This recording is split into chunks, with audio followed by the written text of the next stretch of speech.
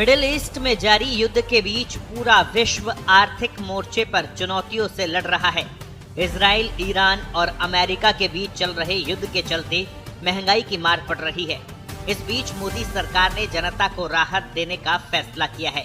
केंद्र सरकार ने पेट्रोल और डीजल पर एक्साइज ड्यूटी 10-10 रुपए घटाई है।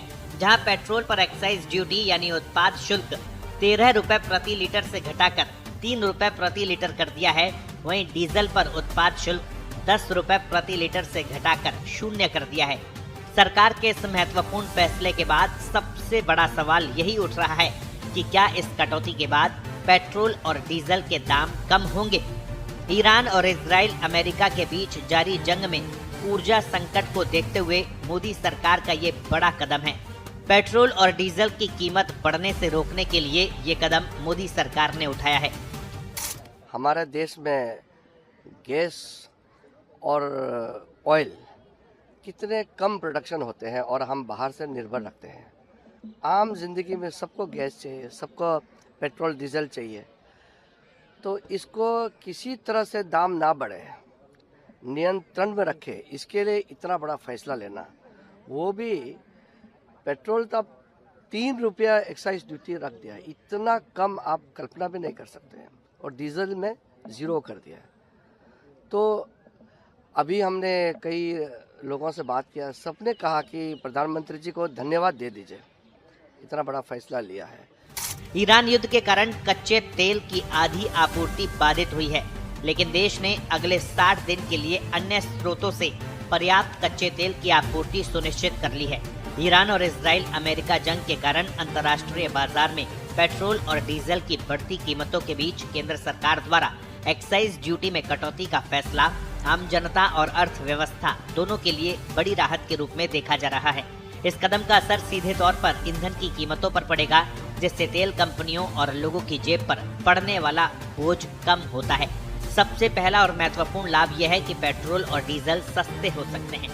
जानकारों की माने तो एक्साइज ड्यूटी घटाने का आम जनता को फिलहाल सीधा फायदा नहीं होगा। बताया जा रहा है कि ऑयल मार्केटिंग कंपनियां पेट्रोल डीजल के दाम बढ़ाने वाली थी। तेल कंपनियों के नुकसान की भरपाई के लिए एक्साइज ड्यूटी घटाई गई है। मोदी सरकार के इस कदम से पेट्रोलियम कंपनियों और आम लोग दोनों को राहत मिलेगी। वहीं सरकार के एक्साइज ड्यूटी घटाने के फैसले पर कांग्रेस ने मोदी सरकार को आड़े हाथ लिया। कांग्रेस सांसद मनीष तिवारी ने कहा कि सरकार के पास जो राजस्व आता है वो लोगों के टैक्स के पैसे से ही आता है, तो अगर सरकार ने एक्साइज ड्यूटी कम की है तो सरकार कोई अपनी जेब से पैसा थोड़ी ही दे रही है। सरकार के पास भी जो राजस्व आता है वो लोगों की जेब से ही तो आता है। जो लोग टैक्स देते हैं उसी से ही तो सरकार का राजस्व आता है। तो अगर सरकार ने एक्साइज ड्यूटी कम की है तो कोई सरकार अपनी जेब से पैसा थोड़ी दे रही है।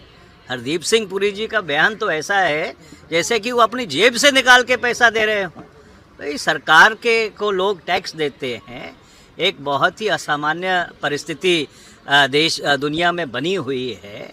तो अगर सरकार ने एक्साइज ड्यूटी कम कर दी है तो उसको इतना जताने की क्या ज़रूरत है। कुल मिलाकर खाड़ी देशों में जारी युद्ध के कारण जनता पर आर्थिक बोझ ना पड़े, इसके लिए मोदी सरकार ने अपने राजस्व में कटौती की है। ऐसे में अब देखना ये होगा कि इसका असर कब तक रहता है। अगर युद्ध लंबा चला तो आने वाला समय काफी चुनौतियों वाला हो सकता है।